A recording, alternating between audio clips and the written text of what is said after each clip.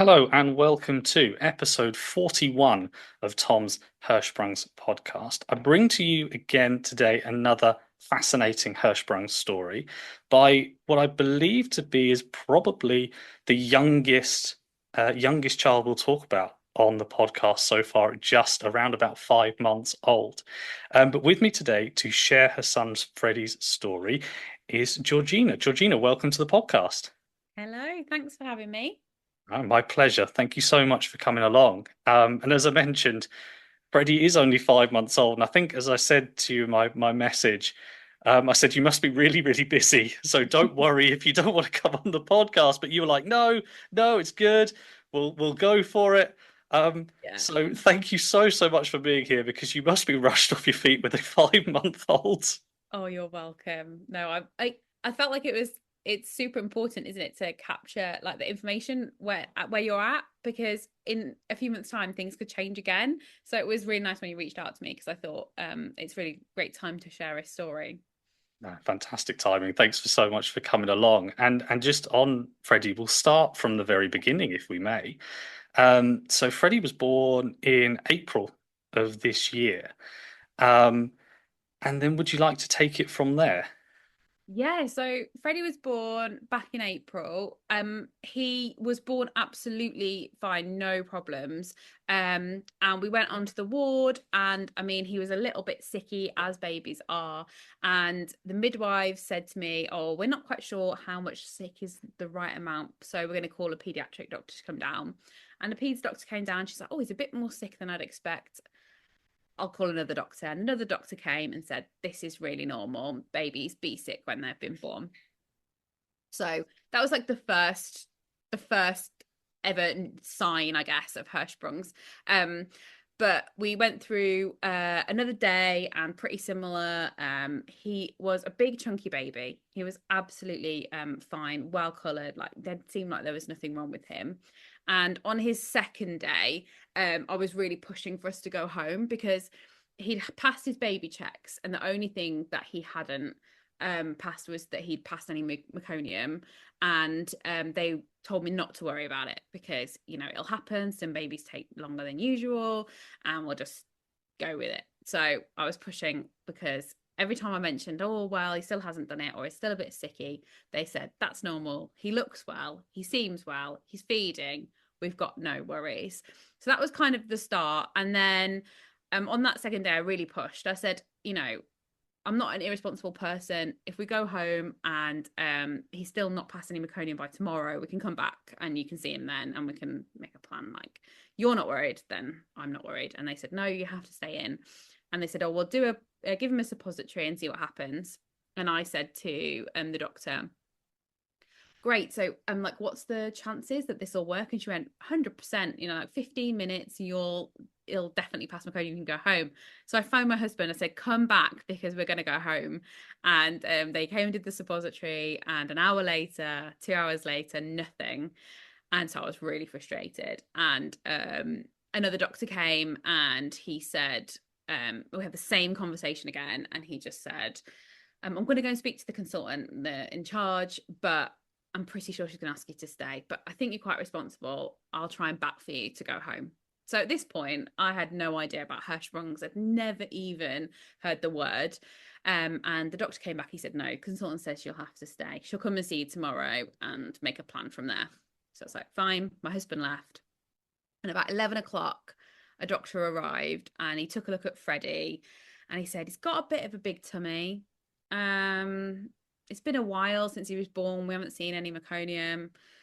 We'll do another suppository in about 2 hours. We'll do an x-ray if no sign." And I was like, "Great, we have a plan. Like, something's happening." And as he walked out the room, he came back and he went, "Actually, an hour. Do the suppository, wait an hour, x-ray." I was like, "Great." So he left. They did the suppository, no sign. And then an hour later came and we went down to the x-ray. And just as they were about to x-ray him, I got a call from the doctor and he said, "Actually, I want to put an NG tube down his nose and then we'll do the x-ray." So we went all the way back up. They put the NG tube down his nose and then they said, "Right, go for the x-ray." So I went back downstairs for the x-ray.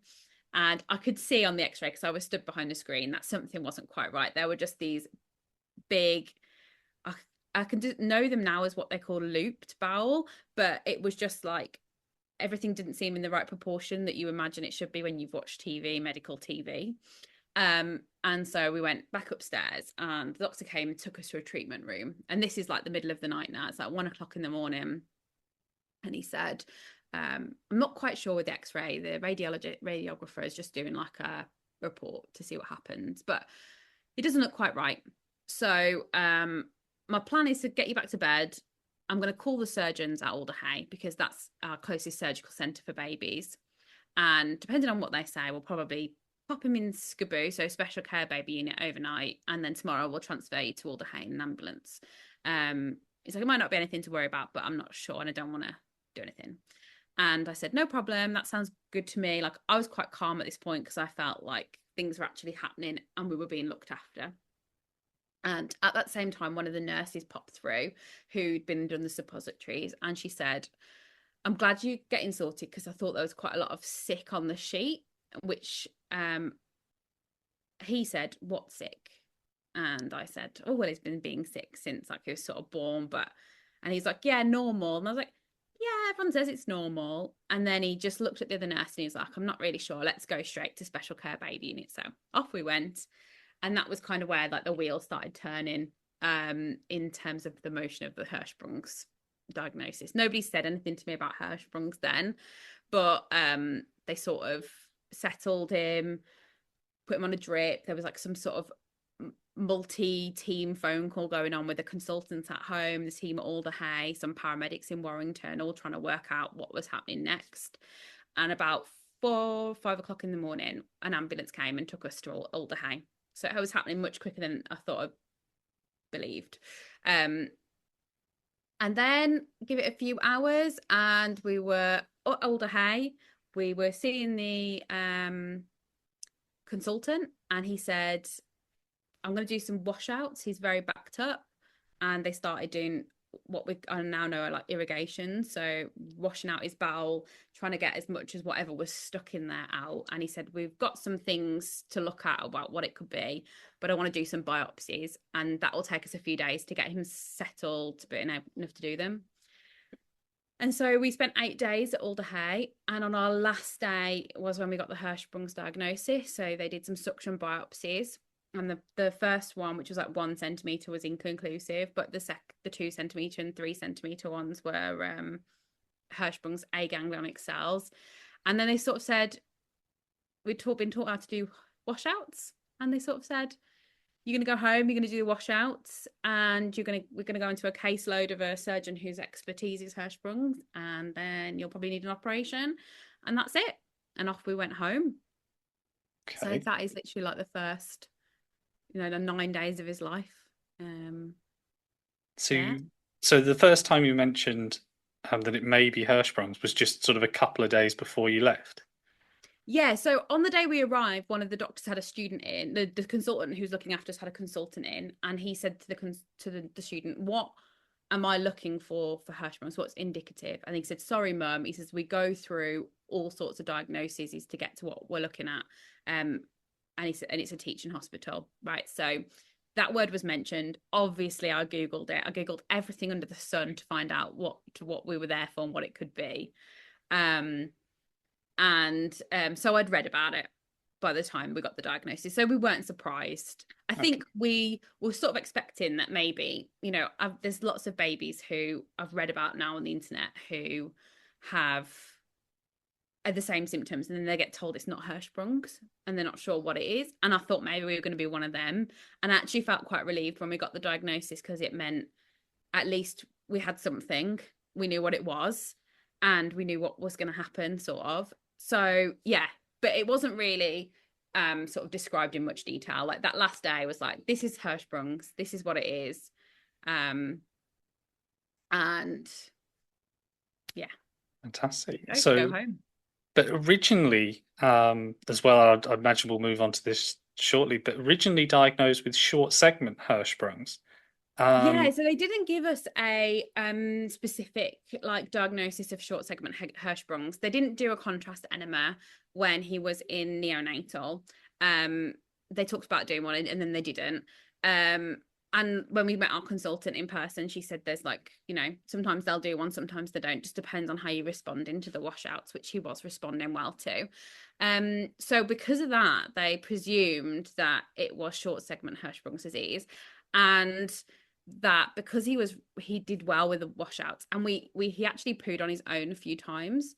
We just sort of assumed, and so did the doctors, that that was a really good sign that he'd got some ganglionic cells somewhere that were causing this, and so that's just what we assumed. So we did 4 months of washouts, presuming that it was going to be short segment Hirschsprungs. We were going for a pull through surgery, and it was going to be a couple of centimeters, I guess, and that was what we were expecting. and then it didn't turn out to be short segment. So were you explained that the possibility that there might be long segment or short segment and they weren't sure, or did they tell you it's definitely short segment, then it turned out to be long segment? No, they didn't say it was definitely one thing. When we met our consultant, we asked, presuming that it's, fairly, I would say, when you don't really have the terms until someone gives you them. So like mild, I guess, is like one of the words I might have used. And she said, we can assume that, but we can never say because we don't know until we get in there. And she's like, that's why we go in and we do the biopsies. And he was going to have laparoscopic biopsies and a transanal pull through. So that was the plan. And we, between going home from the washouts and the surgery, we met with a nurse practitioner every month or twice a month to check that the washouts were going well, that his tummy wasn't distended. And although he had a bigger tummy, we didn't really have sort of any signs that there was anything not quite right there. So Freddie was fitted with or had surgery for a stoma. What Yes. were you explained at what type of stoma he was going to have? So we went into the surgery thinking it was pull through surgery. And that's exactly what everybody else thought. And we went off into Liverpool for shopping and sort of distract us from like the fact that he was under general anaesthetic. And we got a phone call from the surgeon to say she'd gone in, she'd done the biopsies.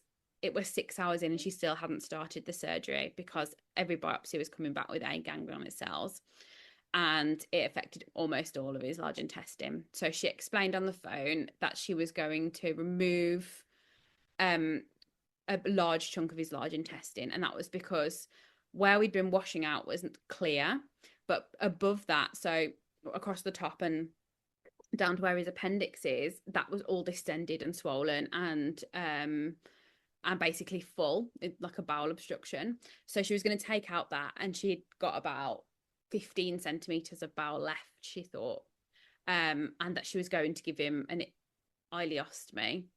And at the point on the phone call, she said she hadn't decided between a colostomy or an ileostomy. It depended on the biopsy on this last 15 centimeters, whether it was like transitional zone, where it had like a mix of cells, or whether it was, she felt that it had lots of ganglion cells. So she said she hoped that we trusted her to make the decision that was in Freddie's best interest, because she said, I want to preserve, if it works, as much as this 15 centimeters as possible to use it in the future.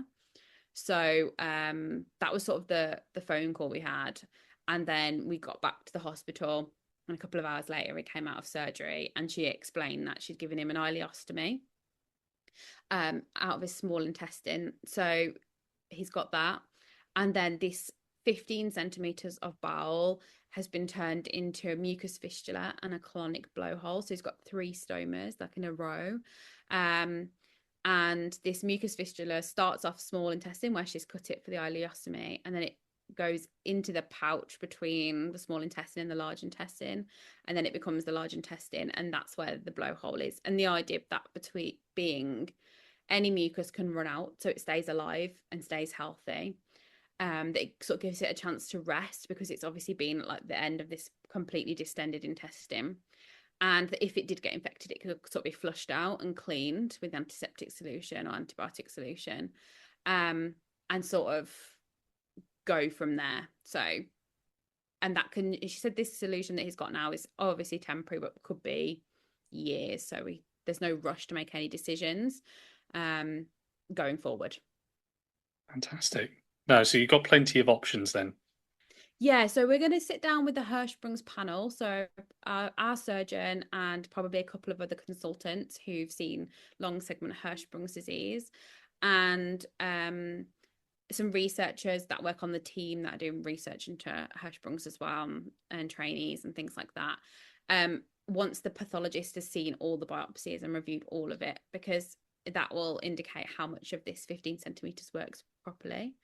And then they'll sort of come up with some solutions and plans in the future, whether that's waiting a long time before we do something, whether it's doing something sooner rather than later. But also she explained is how well the stoma settled. So depending on like how much output he had and if he was getting on with it okay, would indicate whether we needed to make a quicker decision or we've got time. So at the moment, like, he's quite settled with the stoma. He has to take loperamide and sodium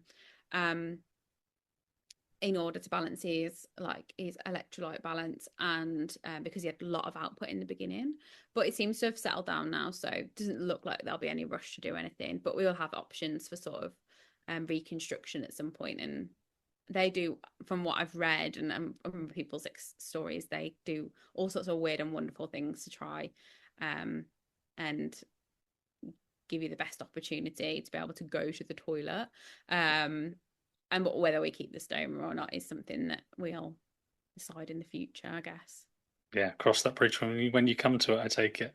Yeah, I'm definitely. guessing possibly by the time this podcast episode is out in, well, a month's time, as well, just before a month's time, 3 weeks time from when we're recording, you might know more in terms of answers.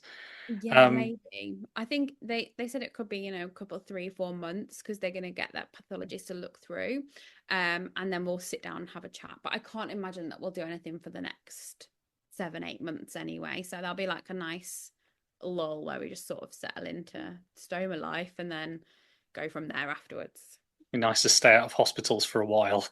Yeah, I know. I counted it the other day, and out of at the time when he was 4 months old, we'd spent 31 days in hospital. So that was like a quarter of his life. Um, which is just crazy. That doesn't even count like the appointments that don't take place in hospital. That's just like all the home visits and the doctor's appointments and all the clinic appointments. No, that's just hospital stuff. So yeah, that's quite it feels like quite a lot. And you know, Freddie has been remarkably well through the whole experience. He's a well baby. He doesn't look unwell. We've had like little blips where he's dehydrated or he looks poorly, but he really recovers well. And I think that's probably why everyone thought it was short segment Hirschsprung's, because he, really never had any sort of indication that he was quite poorly. So, there's lots of babies out there that have a different experience and are quite unwell for a long time. So, I feel like quite lucky with that. No, that's really, really good to hear. And just talk to me a little bit just about Freddie as a person over the last 5 months. How has he changed? I mean, he's growing like any baby. He is noisy and happy and expressive, and it's quite deceiving that he has been so unwell. The consultant said to me, it's just a miracle that you've made it through 4 months of washouts, because she's like, we should have seen you in clinic complaining that you were struggling, that he would seem in pain, because he had like such a large bowel obstruction, so much dissension, that he should have just been really not well. And we only had one instance of enterocolitis and caught it super early. So like I felt quite fortunate with that. And that's hard as well, because when people see you look well, it's that hidden disabilities thing. People assume you're well. So people look at him and think he's a well baby, and there's sort of nothing wrong with him. And it's sort of an adjustment to remember or remind people, or particularly close people in our lives, or ourselves, that he hasn't quite been 100% well, even though he looks like it and he seems very happy. Yeah, I think so. I think that's something that's really important to remember. And I have this obviously firsthand with having all manner of scars. But if you look at me just normally, you'd never know the difference. And I think that's the same with a lot of Hirschsprung's people. They've had, multiple operations, more than likely. Some have only a few. Mm. Some have quite a few. And I had a guest on the other week who's had 148, as she mentioned on the podcast. But I think that's a little bit out the ordinary. But you would never know.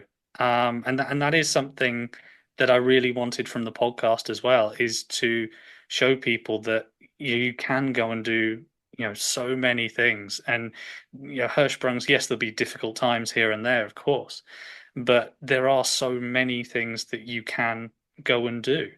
And it shouldn't stop you. I mean, the 25, I believe, guests I've had on this podcast all do so many different things.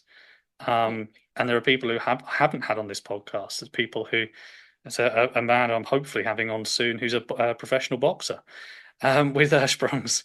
So, I've had actors, actresses, all sorts. So it shouldn't hopefully shouldn't stand in your way, Yeah. at all. And I'd like to as well just move along to where I found your story: social media, Instagram, Yeah. and Facebook. And you started or Freddie's story, very early into his life. And as you said when we were talking off air, most people wait sort of 8 months to a year before starting. Why did you think, right, I'm going to start sort of pretty much straight away? I think it was so hard in the beginning. For the first like month and a half, I didn't even know that there were groups on Facebook. And my consultant recommended it. She said, we went in to see her and she said, have you joined any of the family groups? And I was like, family groups? What are they? Um, and I think it's really normal when you're going through something like this to not want to share because it's scary and you don't know what's going to happen. And people ask questions. But I've got such a big family, and we were updating everybody through WhatsApp constantly. People were, and at the beginning through my dad, I would update him, and he would update everybody else. And then I started doing it myself, and it was really cathartic writing the updates. The daily updates about what had happened and trying to explain it. And I was searching just Instagram mostly. I didn't really start with Facebook until he was about 6 weeks old. But right from that first 10 days, Instagram, searching for people, Hirschsprungs, looking for the word, um, and struggling to find a lot of people, and particularly struggling to find anybody in that baby stage, that really early baby stage, because obviously that's when you're just new to it and you don't know. So I decided, and I talked to my husband quite a bit about sharing some parts of the story with people, and then I did it a few times, and actually it was really helpful for me, but also for the people, and people who don't know anything about Hirschsprungs learning something new, and also meeting others who've got experience of Hirschsprungs or other conditions. um so that's where it all started, and I've just sort of carried on connecting with people and sharing what we're experiencing as we're going through it, rather than sort of as much as I can do, while also protecting Freddie's identity, because I felt like it was really important that this is his story, and that he shares it if and when he's ever ready to. Right now he doesn't have any choice in that. But what I could do is share my experience of this, um, and if and when he ever is old enough to and decides to share, then he can do that. But more about like the experience that we've been through as parents, because you don't expect to have a baby or a child who's got any like sort of medical needs or additional needs. You don't expect this to be the experience that you have when you have a baby. So, and that can be quite a lonely one. So I felt like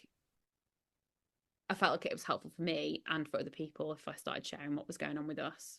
Yeah, yeah. I mean, your Instagram, reels, videos, posts.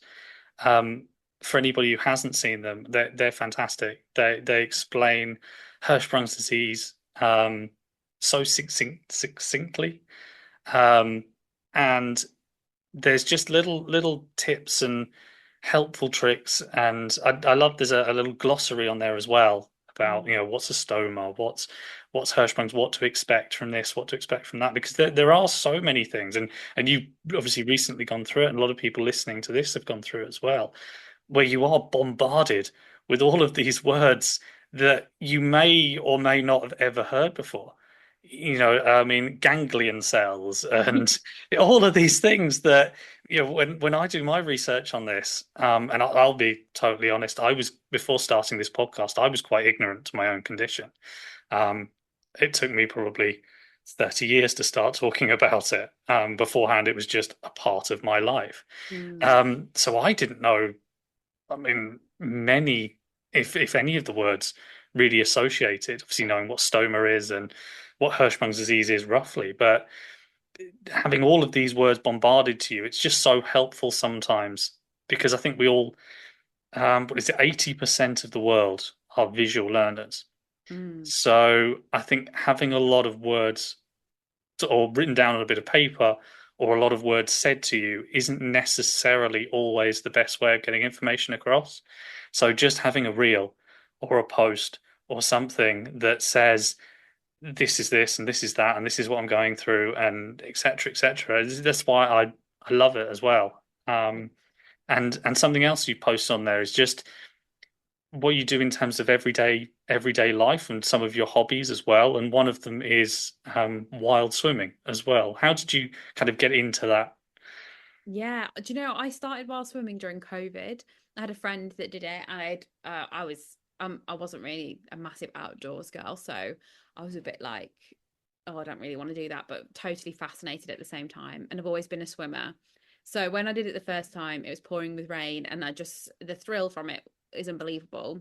So I just carried on. I stopped when I got pregnant with Ffredi, just on some advice I had. And as we know, there's lots of medical advice out there. And I spoke to a midwife afterwards, who said you shouldn't stop swimming. You should do what it's everyone's going to tell you something different. She's like, my professional opinion is it's fine. So I didn't swim while I was pregnant with Ffredi, and then I started again after he was born. And yeah, it's just an exhilarating experience. I don't get to do it as much as I'd like, but it's definitely one of those things that I enjoy doing. And all of us are just more than a small part of our story. So yeah, Ffredi's got Hirschsprung's, but I also run my own business. I've got great friends. I've got a beautiful family. I love wild swimming. I like reading. Like, there's so much more to a person than just like a smallest part of the story. So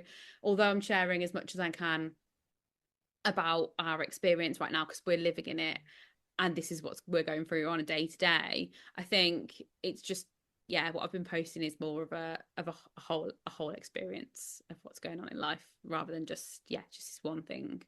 Absolutely. And that's why I really, really wanted you on the show as well, because it's not just this is a Hirschsprung story, end of. There's so much more as well. And to your point, as well, you've recently done another reel where you talked about how to look after yourself, because it's something that is so neglected, I think, and I think many parents will have gone through this, where you are so focused on your child being well, doing the washouts, trying to get your head round the condition, the terminology, a new routine, that you just completely forget that actually, in order to do all of that stuff, you need to be looking after yourself as well and be as close to 100% as possible. Yeah, totally. And I think it took me about 3 weeks after we came home before it really hit me that what we'd been through and like all the adrenaline that sort of carries you through, but also the responsibility, because I talk about medical admin so much because there is just such a extra load of stuff you have to do. And right now, because we're settling in to stoma life particularly, there's just so much stuff. Like, I think I went for a walk the other day and I think I made 5 medical related phone calls while I was on that walk. And that's just like an hour out of a day. And there's just so much paperwork to fill in and care plans and all of that stuff. Um, And I think there was like the end of the week and I was just really flagging. And I actually thought I have not done anything for me for ages. So I was like, right, let's do some stuff for you. And then, like I said, I'm just living in the moment and posting about it as it happens. So then I just did a reel about it, made a reel yesterday and posted it today. That just said what I've been doing. And there's just no strategy behind it. It's literally just what's going on in our life. Like I'll just post about that tomorrow. And what people ask is really helpful. Like people have asked questions that have been helpful for me to ask because I didn't know. And also every time I write something and someone clarifies something or I read it back and I'm like, that doesn't make sense, it makes me learn to explain things better or more clearly. So the definitions one was totally true, because when you're in the hospital and you hear these words all the time, they just become part of your language. And then you just start using them. And then I said something about Ffredi being an ostomate once, and someone said, what does that mean? And I was like, oh, I haven't even explained that to somebody I'm talking to every day. So that's why I did the definitions, and like I'm still learning loads more definitions every day, and like different products and stuff. And it's a real whirlwind, the whole experience, stoma particularly, because there is different products out there and you sort of get set up with your stuff and sent home, and then it's sort of often down to you to find out what works, and that's really hard because you don't know what's out there.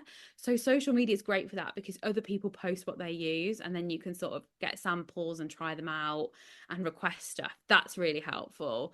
And and yeah, and just tons of reading. I've read so many like medical journals, don't really know um what some of the stuff is, but it's really helpful for me just to have a bigger understanding of like what our experience is. And everybody tells you something different. One medical professional tells something different to another one. Even people who are at the, the top of their, sort of the field will tell you two different things. And um yeah, so just being able to like sit and process that and learn a bit more about it and talk about what other people's experiences are is super helpful. So hopefully if other people are going through it at the earlier stage, that they'll find my account and not feel so lonely about it, because they'll be seeing us living it in the moment, like when he's months old, rather than me sort of telling the story but later on in his life.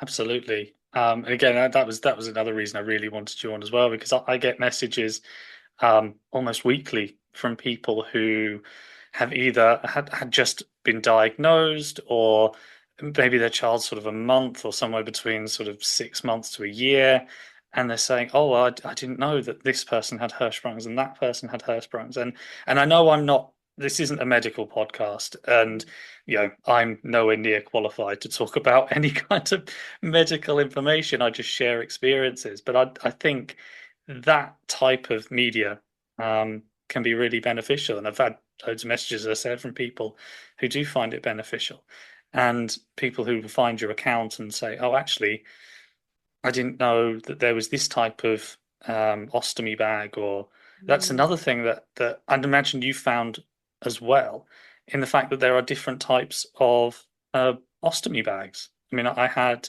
somebody on well, this will be going out in October, so it'd been a few weeks ago, maybe a month ago. Tony Schneider from Ostig, who they make ostomy bags. I had absolutely no idea they existed beforehand. And you don't know unless one, someone tells you, two, you see it anywhere, or three, you research it yourself. So that's why social media is brilliant, because you can learn from other people about what they're using or what they're trying out. But also, like, I had no idea what a stoma was. And before Ffredi's surgery, I did start looking at accounts and following people just in case, because we'd been told it was a possibility. So I was quite relieved I'd done that when we heard that he was having one, because I'd already seen what one looked like, and I could show my husband and say like, this is what a stoma looks like, because you just don't know. People ask us about like wires and they just, nobody know, like, you don't know it unless you've experienced it. And I posted on my story last week about what a stoma bag looks like and what it does, and I had like 12 messages straight away within an hour being like, I had no idea that it sticks on your skin Yeah. and this kind of thing. And that's super helpful to know that, because it opens up a discussion and you might see someone with one wearing one, and you see that picture, but you don't really know the ins and outs of like what it looks like, or the windows, or that you have to empty them, and some don't need emptying, some just get changed. So like the whole of that is just a big learning curve. And also you don't always know what's on offer for you. So I did a reel and posted it on TikTok as well about Ronald McDonald House Charities, and that is my like most reached TikTok, because I posted about like where do you stay when your child's in hospital.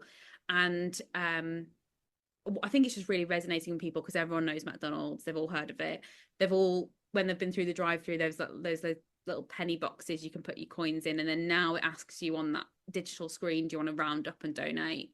And some people replied and said, I've always donated and never known why. Some people said, I'm donating now because I know what it means. And then other people said that it opened a conversation for them in terms of what would they do if their child was in hospital? Like, where would you stay? Like, you just don't think of that. And I know not all hospitals have Ronald McDonald House connected to them, but Alder Hey does, and we've stayed there twice now. And as many surgeries or long term, like longer than a night stays that Freddie's going to have in hospital, will be entitled to stay at Mac House, which is just incredible. That's there because there's lots of research, well, there's not lots, but there's some research into parents and the cost of having a child that goes to hospital, and it's something you just don't think about. So I had no idea when I posted that one that was going to be something that touched people really importantly, but it really did. And I think it's just those basic things that you don't think about that you're living, that people want to know about because they've not experienced that before, they've not thought about it. It's not till your child's poorly you need to find out where you're going to stay, or you know what to pack to go to hospital, or what do you do when you get there, or who do you see. Yeah, you never know any of that stuff until you're in it. So I'm a preparer. I like to know in advance. I want to know. I say this to the doctors: you can tell me anything, everything, all of it. That's what I need to know, because that helps me think about like everything. I love reading journals and stuff like that. But yeah, you don't know about it till you're in it. Fantastic. Yeah, no, that's such an important point because I think as we were mentioning off air, Ronald McDonald is something I need to be talking more about on the podcast. It's so important that I do miss it occasionally, and I think, oh, I should have said that, and I should have done this, or I should have made a post about that, or whatever. So I'm really glad you brought that up because they are so important.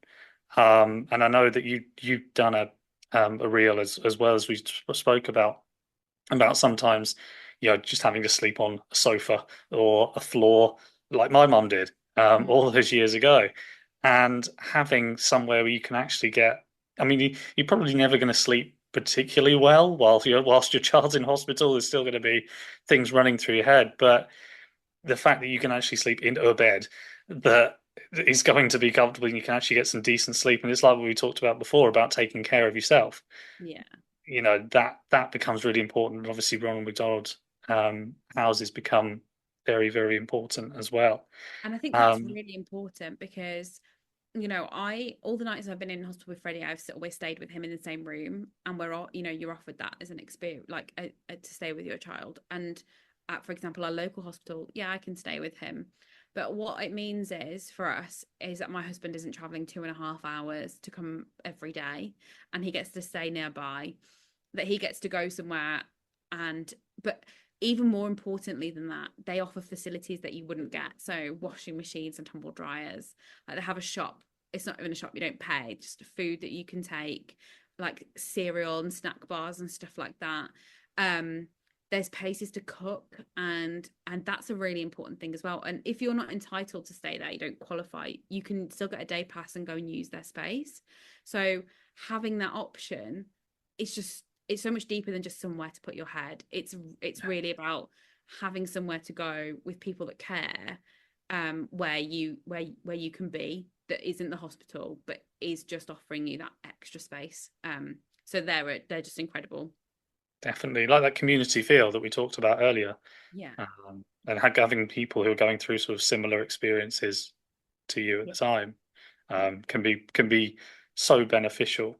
And just before we sort of wrap up here, I want to ask one more one more thing that you mentioned on your Instagram, something that I hadn't heard before about weekend leave. Would you like Yes. to talk a little bit about that? I hadn't heard of this either, and we were offered this. So, right towards the end of Freddie's stay, where he was doing better but still needed tests and replacement fluids because he had a lot of ostomy output. Um, we were allowed to go home for a weekend for a trial. And, they said it's not something they normally do, but I've heard from other parents now they've been offered it as well, where we could go home, stay at home for a night or 2 nights, try, and then come back. And at any point could return if he wasn't well. So we could go straight back and have our bed back and everything. But when we returned, they did tests and things to see how we'd got on. And that was that was just so nice because we'd been in for a while, being able to come home and just be at home and have him back home, and my dogs missed me, and just like all that stuff that you miss about being at home, having that opportunity to be at home, and then knowing you've got the safety to go back just in case, and to go back and complete whatever treatment you need, or to be checked and looked after, um without being a full outpatient. That was such a good experience, and I'm so glad that we were offered that, because that day that we were offered it, I was really like fed up and I really wanted to come home. So to be offered that knowing we could come back was just amazing. That's brilliant, and thank you so much for highlighting that as well. Because I think there's so many people that wouldn't know that would necessarily exist. But we also, I know you mentioned your dogs as well. We won't get on to dogs, otherwise we will be here another hour and a half because I can talk dogs all day. Yeah. Um, but just very quickly, what dogs do you have? I have a 10-year-old Jack Russell cross corgi. She's called Maisie. And I have a beagle, and she's nearly 3, and she's wild. Fantastic. I think all beagles are, aren't they? Yeah, apparently they calm down around this age, but we yet to see that. But she's amazing. Yeah. I don't think I've seen a single beagle that has ever calmed down at any time. So, and I know a No. few, Yeah. She's but no, brilliant. We love them both. They're great, great dogs. fantastic. And just very quickly, in terms of the future, for you, Freddie, your family, what do you see in the future? Well, we know that he'll have probably at least 2 more surgeries, whatever reconstruction is tried, and then an ileostomy reversal. So, even if he stays and has the stoma forever, he'll need the 2 stomas taking out at some point, and it turning into a permanent solution if that's the way we go. If we go ahead with the reconstruction, it'll just be see. We know we saw a pediatrician the other day who said it's better to go for one operation when they're well and bigger and get it right than have to do lots and lots. So, that's what we've heard most recently. But yeah, we're going to see what happens, go with the flow there. And then I think for now, we're just going to keep sharing about what the experience looks like, and what happens and all of the challenges you encounter as you do. But yeah, that's as far as I'm looking forward at the moment. I think just settling into this life, watching him grow and be happy and thrive, and then make a decision when we get there. Which is very unlike me because I like plans, but maybe this time we'll go without a plan. Sounds fantastic. And just also very quickly, where can people keep up with you, keep up with Freddie's story? Yeah, so I'm on Instagram at live with Georgina. So you can search for me on there and you'll find everything. Same on TikTok as well. And yeah, I hang out in all the Hirschsprungs groups on Facebook too, and not in the stoma ones now as well. Like babies with stomas is one of my favorite hashtags at the moment. So I hang out there as well. So yeah, you can find me around. Fantastic. Well, thank you ever so much for joining me. And I wish you and Freddie and the rest of your family a very successful future. Thank you so much for having us on. My pleasure.